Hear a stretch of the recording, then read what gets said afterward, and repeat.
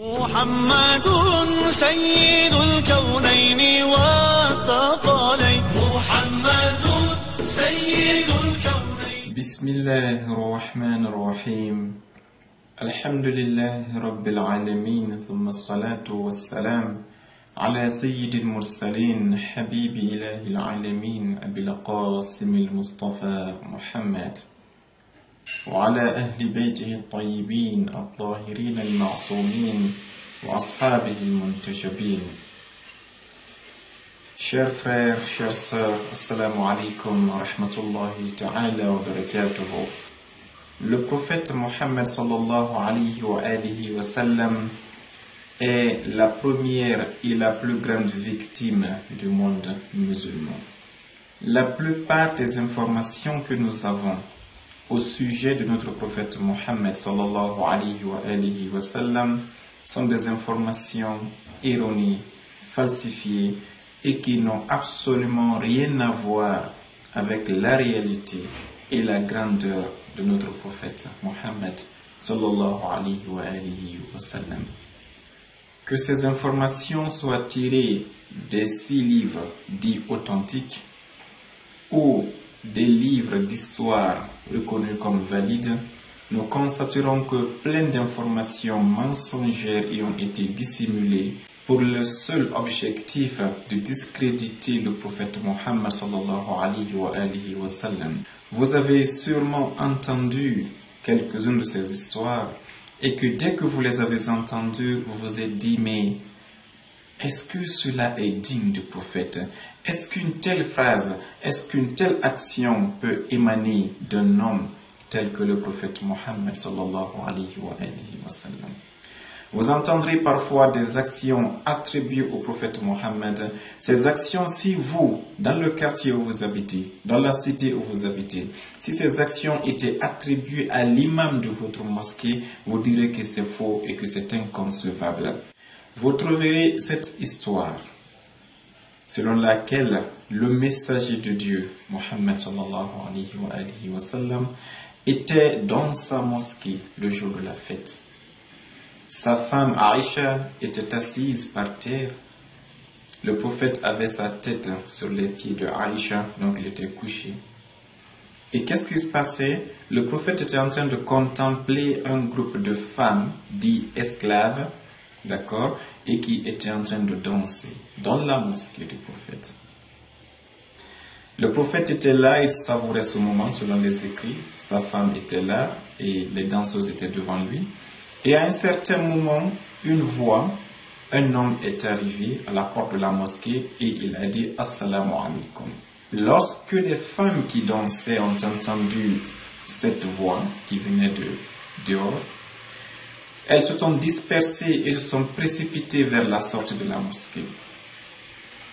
La femme qui tapait le tabala et le tambour dans la mosquée du prophète, ne pouvant pas porter son tambour pour fuir avec, qu'est-ce qu'elle a fait? Le récit dit qu'elle a fait descendre ses habits sur le tabala et s'est assise dessus afin de le cacher. Pourquoi? Pour ne pas que la personne qui vient d'arriver constate qu'il y avait un tabala dans la mosquée du prophète. Quand le prophète a vu cet agitement des femmes, le récit dit que le prophète a soulevé sa tête pour regarder qui vient d'entrer dans la mosquée et ils ont constaté que c'était le deuxième calife Omar ibn al-Khattab.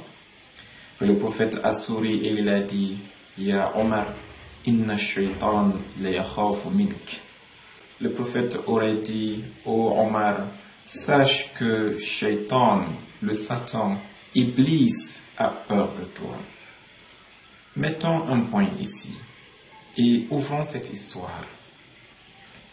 Si, à l'arrivée de Omar, les femmes ont fui, la musique a cessé, les danses ont cessé, et si le prophète a dit que Shaitan n'ose pas être dans le même lieu que Omar, qu'est-ce que ça sous-entend? Ça sous-entend que Shaitan peut cohabiter avec le prophète, pire que le prophète était là et était en train de contempler des actions sataniques. Autrement dit, posez-vous la question, dans ces situations précises, cette histoire est authentique, vous pouvez la vérifier dans tous les livres. Posez-vous cette question, entre Omar, le compagnon, et le prophète Mohammed sallallahu alayhi wa sallam, qui est le plus pur chez Dieu? Qui est le plus propre? Qui a la foi la plus parfaite? Est-ce l'homme qui va s'asseoir, regarder les femmes danser et chanter avec un tambour à l'appui? Ou l'homme, dès que ces femmes ont entendu sa voix, elles ont fui? Entre ces deux, qui est donc plus propre et plus pur et plus digne d'être appelé l'homme de foi et de piété? Ici, sans le savoir, ceux qui ont voulu vanter le compagnon ont humilié le prophète Mohammed sallallahu alayhi wa sallam. Nous disons sans le savoir, car s'ils l'ont fait exprès, na'udhu billahi min al-awaqib.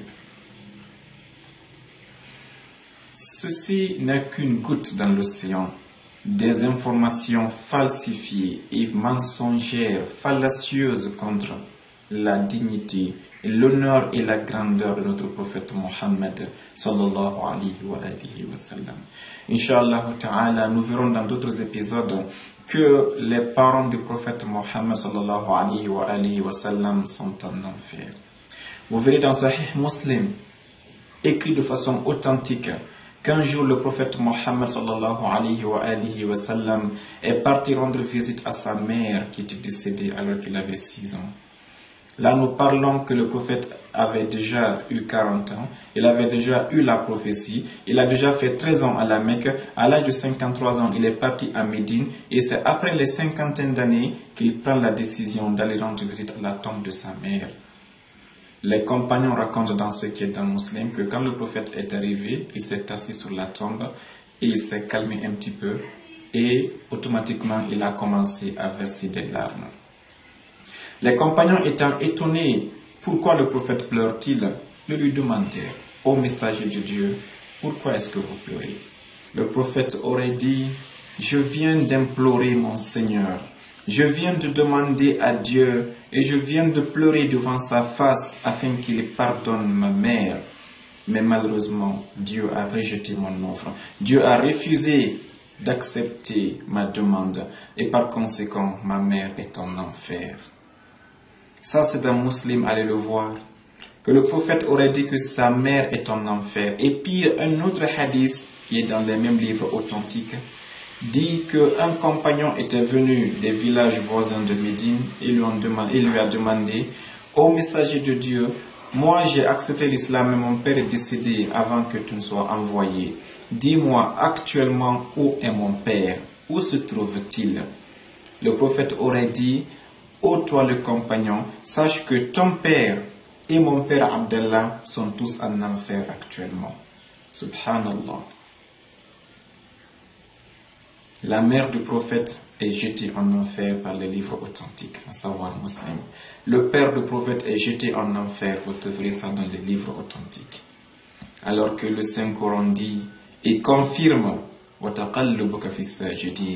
le Saint-Coran dit que depuis Adam jusqu'à Abdul Muttalib, jusqu'à Abdallah et Abdallah, le père du prophète qui a marié Saïda Amina, le Coran dit que la lumière du prophète Mohammed n'a fait que transférer des corps et des âmes de personnes qui étaient pieuses et qui se prosternaient pour adorer Dieu et qui se prosternaient pour louer la magnificence et la grandeur divine. Comment des personnes dans le Coran a dit qu'ils étaient des gens qui se prosternaient et qui savaient donc c'est quoi la prière. Comment est-ce qu'un hadith peut venir dire que ce verset s'est trompé et que les parents du prophète sont en enfer?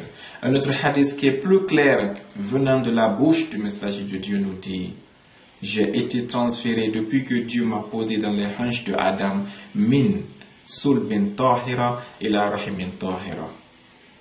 J'ai toujours été transféré des côtes d'hommes purs vers les matrices des mères pures jusqu'à ce que ma mère Amina m'a enfanté.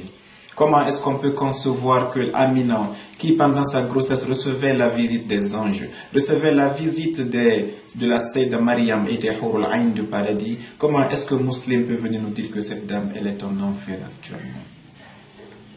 Combien de rêves a-t-elle vu? Comment est-ce que cette femme a cru à son fils avant même que son fils ne soit reconnu par le monde comme un messager? Les lumières qu'elle voyait, ce père qui était là et qui avait Abdallah, alayhi salam, une juive qui avait vu en lui la lumière du prophète était venue lui demander qu'il la prenne en mariage. Abdallah a refusé parce qu'il savait que cette lumière qu'il avait ne devait pas aller dans la lignée des juifs mais plutôt dans la lignée des arabes. les fils de Ismaïl. Malgré toute cette réalité, malgré toutes ces vérités issues du Saint-Coran et des hadiths authentiques, quand vous demandez aujourd'hui à un sunnite, allez le faire dès maintenant, dites-lui très simplement, dis-moi où sont les parents du prophète Mohammed actuellement et quel est leur sort chez Dieu actuellement. Et il te dira, comme ils sont morts avant que le prophète ne soit envoyé, ils sont morts donc mécréants, ils sont morts païens et par conséquent ils sont en enfer. Quelle absurdité et quelle audace face à la dignité du prophète Mohammed sallallahu alayhi wa sallam. Inch'Allah ta'ala, comme je l'ai dit, ce ne sont que les gouttes et les gouttelettes d'une longue liste d'informations mensongères, mais qui sont malheureusement diffusées partout. Dans les sermons de vendredi, vous entendrez ceci. Dans les tafsirs des Saint-Coran que vous partirez, dans les écoles, dans les majlis, vous entendrez ces paroles. Mais d'où viennent-elles? Les gens ne se demandent pas, ne se posent pas la question. Inch'Allah ta'ala, restez avec nous dans les épisodes à venir et vous découvrirez d'autres informations mensongères sur le messager de Dieu, le prophète Mohammed sallallahu alayhi wa alihi wa sallam. Assalamu alaikum wa rahmatullahi ta'ala wa barakatuh.